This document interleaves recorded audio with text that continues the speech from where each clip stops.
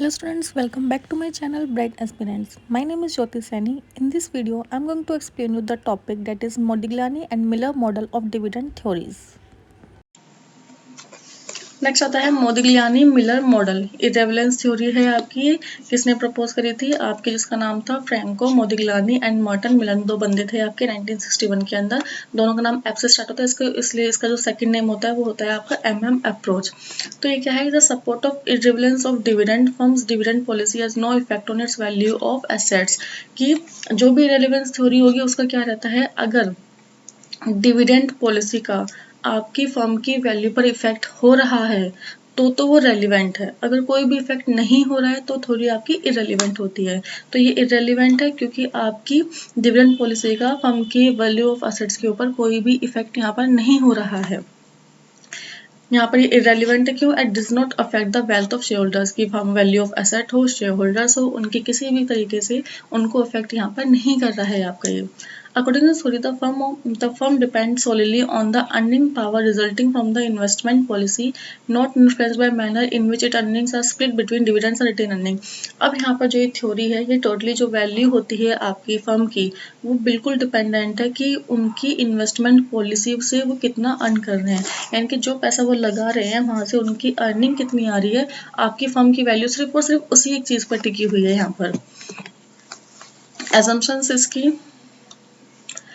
जो आपकी मार्केट है वो क्या है, आपकी परफेक्ट कैपिटल मार्केट है। परफेक्ट कैपिटल के अंदर जितने भी आपके लोग होते हैं सारे के सारे क्या होते हैं, रेशनल होते हैं। अब यहाँ पर तो टोटली डिपेंड ऑन आपकी इन्वेस्टमेंट पर है, तो यहाँ पर टोटली काम ही किसका होगा, इन्वेस्टर्स का होगा। तो यहाँ पर जितने भी आपके इन्वेस्टर्स हैं वो क्या है, आपके सारे के सारे रेशनल है, और उनके पास सारी की सारी जितनी भी इंफॉर्मेशन है वो क्या है, आपकी फ्रीली अवेलेबल टू ऑल है। सारी इंफॉर्मेशन फ्रीली अवेलेबल है यहाँ पर।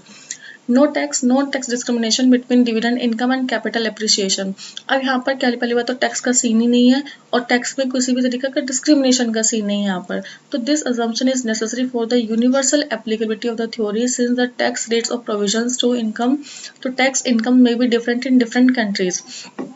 अब देखो यहाँ पर क्या होता है, बस इतना याद रखोगे कि यहाँ पर कोई भी टैक्स का यहाँ पर सीन नहीं होता, क्योंकि जो टैक्स होते हैं और जो टैक्स के प्रोविजंस होते हैं वो आपके हर कंट्रीज के अंदर डिफरेंट होते हैं। तो इसलिए ये भी एक रीजन था मोदिग्लियानी मिलर अप्रोच का इररेलेवेंस थ्योरी होने का। यहाँ पर fixed investment policy, it is necessary to assume that the all investment should be financed through equity only, since application after using debt as a source of finance may be difficult to understand, further the impact will be different in different areas। अब यहाँ पर भी जितनी भी आपने financing की है यहाँ पर, इसके अंदर भी सारी की सारी फाइनेंसिंग सिर्फ इक्विटी से की है। अभी तक आपने 3 मॉडल पढ़ी और तीनों के अंदर किसी के अंदर भी डेप्ट फाइनेंसिंग नहीं थी। यहाँ पर सभी के अंदर क्या है, आपकी इक्विटी है, और इसलिए इसको यहाँ पर क्या बोला गया है, fixed finance investment policy. No flotation no transaction cost. अब इसको तो एक मतलब तो यहीं से निकाल सकते हो, अब जब डेप्ट ही नहीं है आपकी कंपनी के अंदर तो ट्रांजैक्शन कॉस्ट कैसा, तो फ्लोटेशन कॉस्ट भी नहीं आएगा। डेप्ट होता तो ये दोनों कॉस्ट भी आती है आपकी, और इसमें क्या होगा, सिमिलरली दिस कॉस्ट में डिफरेंट, और ये जो कॉस्ट है आपकी, ये कॉस्ट भी आपकी कंट्री टू कंट्री यहाँ पर डिपेंड करती है, कंट्री के मार्केट टू मार्केट यहाँ पर डिफर करेंगे। तो मोदी ने पहले ही इस चीज़ को एज्यूम करके चला था कि ये डिपेंड करेगा कि ये वाली जो अप्रोच है वो कौन सी कंट्री के अंदर यहाँ पर लग रही है। तो हो सकता है कि जो कॉस्ट है आपके वो डिफर भी कर जाए थोड़ा बहुत। Risk of uncertainty does not exist. यहाँ पर जो investors are able to forecast future prices and dividend with certainty, and one discount rate is appropriate for all securities at all time periods.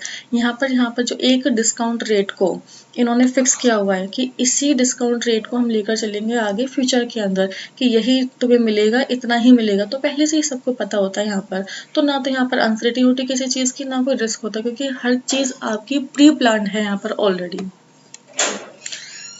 They argued that the market price of a share is affected by the earning of the firm and is not influenced by the pattern of income distributions। अच्छा यहाँ पर तो छोड़ो, ये वाला देखो, according to MM hypothesis, market value of equity share of its firm depends solely in its earning power। अच्छा ये तो दोबारा ये चीज़ आ गई आपकी, चलो बता देती हूँ फिर भी, कि जो मार्केट वैल्यू है आपके इक्विटी शेयर्स की वो किसके ऊपर डिपेंड है, उनकी अर्निंग पावर। क्योंकि हर एक चीज़ को हम क्या कर रहे हैं, इन्वेस्टमेंट से जो उनकी अर्निंग पावर हो रही है आपकी फर्म की वैल्यू डिपेंड ही उस पर होती है। तो ऑब्वियसली बात है, मार्केट वैल्यू आपके किसके ऊपर डिपेंड है, अर्निंग पावर पर, and not influence by the manner which it is earning and split between dividend and retain earning. अब आपकी जो अर्निंग हो रही है उसमें से आप डिविडेंड के लिए कितना दे रहे हो, रिटेन अर्निंग कितना रख रहे हो, उस चीज़ से आपकी फर्म की वैल्यू पर कोई भी फर्क नहीं पड़ेगा यहाँ पर। और जो आपके फर्म की जो मार्केट वैल्यू है वो आपके डिविडेंड के साइज से भी मैटर नहीं करेगी, क्योंकि यहाँ पर बताया ना कि आप डिविडेंड में कितना दे रहे हो, रिटेन अर्निंग कितना रख रहे हो, कोई फर्क ही नहीं पड़ेगा उस चीज़ से मार्केट वैल्यू पर। तो अगर यहाँ पर डिविडेंड के साइज को ज़्यादा रख रहे हो और रिटेन अर्निंग को कम रख रहे हो तो उस चीज़ से आपके मार्केट वैल्यू पर कोई भी प्रभाव नहीं पड़ेगा। The dividend policy is immaterial and is of no consequences to the value of the firm। अब देखो जो डिविडेंड पॉलिसी यहाँ पर उसको क्या बताया गया है, यहाँ पर इमेटेरियल बताया गया कि जिसका आपकी फर्म की वैल्यू पर कोई भी फर्क यहाँ पर नहीं पड़ता। But matters on the other hand is the investment decision. अगर किसी चीज़ से फर्क पड़ेगा तो फर्क पड़ेगा इन्वेस्टमेंट डिसीजन से, क्योंकि उन्होंने पहले ही क्लियर बोल दिया गया है कि फर्म की वैल्यू का इफेक्ट सिर्फ आपकी इन्वेस्टमेंट पर कितनी इंटरेस्ट और रिटर्न, कितना इंटरनल रेट ऑफ रिटर्न आपको मिल रहा है, उसी चीज़ से आपकी फर्म की वैल्यू पर फर्क पड़ेगा। और किसी भी चीज़ से आपकी फर्म की वैल्यू पर यहाँ पर फर्क ही नहीं पड़ेगा बेसिकली। तो सिर्फ इन्वेस्टमेंट डिसीजंस हैं जिससे यहाँ पर फर्क पड़ेगा। Which determine the earning of the firm and the firm does effect the value of the firm, क्योंकि इन्वेस्टमेंट डिसीजंस कैसे लिए हैं उसी से पता चलेगा कि फर्म कितना कमा रही है, और कितना कमा रही है उसी से उसकी वैल्यू फर्म की वैल्यू का वो होगा, यहाँ पर इफेक्ट देखा जाएगा। They showed the arbitrage process to show the division of profit between dividend and retained earning। अब देखो यहाँ पर एक और चीज़ आती है बार बार क्वेश्चंस के अंदर कि आर्बिट्रेज प्रोसेस यहाँ पर कौन सी थ्योरी के अंदर, कौन से मॉडल के अंदर यूज़ किया जाता है, तो वो होता है आपके एम थ्योरी के अंदर। A firm will finance these either by plugging back profits or pay dividend। अब देखो यहाँ पर जितना भी फर्म है यहाँ पर क्या करेगी, जो उसको अर्निंग्स हुई है अपनी इन्वेस्टमेंट से रिटर्न मिला है, या तो वो अपने पास रखेंगे प्लगिंग बैक मतलब होता है कि रिटेन अर्निंग की तरह रख लिया, या उनका वो डिविडेंड पे कर देंगी। Then will raise a equal amount of new share capital externally by selling new shares. यह हो सकता है कि अपने शेयर्स को उन्होंने क्या किया है, न्यू शेयर्स को इशू कर दिया है, सेल कर दिया है। एडवांटेज क्या होते हैं आपके एमएम हाइपोथेसिस के, लॉजिकली कंसिस्टेंट है ये आपका, provide a satisfactory framework on dividend policy with the concept of arbitrage process.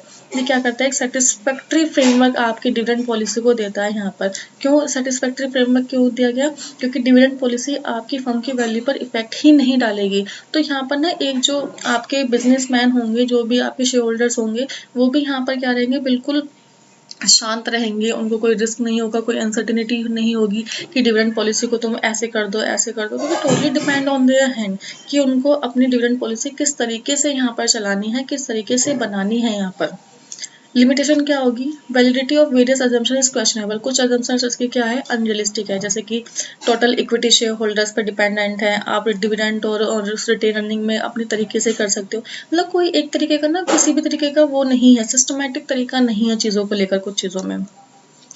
This model में not be valid under uncertain. अब कुछ अनसर्टेनिटी हो जाए, अब यहाँ पर ये बोलते हैं कि डिविडेंड पॉलिसी अपने तरीके से बनाएंगे, चाहे वो कितना डिविडेंड देंगे, कितनी रिटेन अर्निंग रखेंगे अपने पास।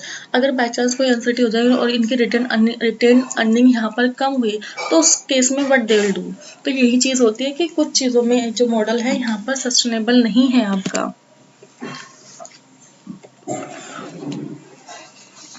अच्छा, यहाँ पर कुछ एडवांटेज गॉर्डन मॉडल के भी दिए हुए हैं, शायद स्लाइड ऊपर नीचे हो गई है। The dividend discount model is a useful heuristic model that relates the present. ये आपके जो गॉर्डन मॉडल है ये प्रेजेंट को लेकर चला है, क्योंकि ये क्या लेता है, स्टडी ग्रोथ को लेकर चल रहा है यहाँ पर। Stock price to the present value and its future cash flow. This model is easy to understand. यहाँ पर किसी भी तरीके का कोई ऐसी assumptions नहीं थी उसके अंदर ज़्यादा, तो इसलिए क्या है, ये आपका इजी टू अंडरस्टैंड होता है। लिमिटेशन क्या रहेगा आपका, the dividend discount model depends on projections about companies growth rate and future capitalization rate, the remaining cash flows which may be difficult to calculate accurately. अब वहाँ पर मैंने आपको पता गॉर्डन मॉडल के अंदर आपको ग्रोथ रेट, रिटेंशन रेशो, ये सब चीज़ें यहाँ पर आई कि जी इक्वल टू में अगर ये होगा तो क्या होगा, जी अगर ग्रेटर देन होगा तो क्या होगा। तो ये चीज़ें क्या हो जाती है, थोड़ी डिफिकल्ट हो जाती है आपके कैलकुलेट करने के लिए। यहाँ पर the true intrinsic value of stock is unknowable, कि एक स्टॉक की ट्रू वैल्यू क्या होगी, यहाँ पर इसके अंदर आप यहाँ पर अननोएबल होती है, आप इतने अच्छे तरीके से यहाँ पर नहीं लगा पाते। बस यहाँ पर क्या दे सकते हो आप, एक अजम्पशन या फिर एक अप्रोक्सीमेशन में यहाँ पर ये चीज़ें आप बता पाओगे। If you like this video, then don't forget to like, comment, share and subscribe my channel Bright Aspirants.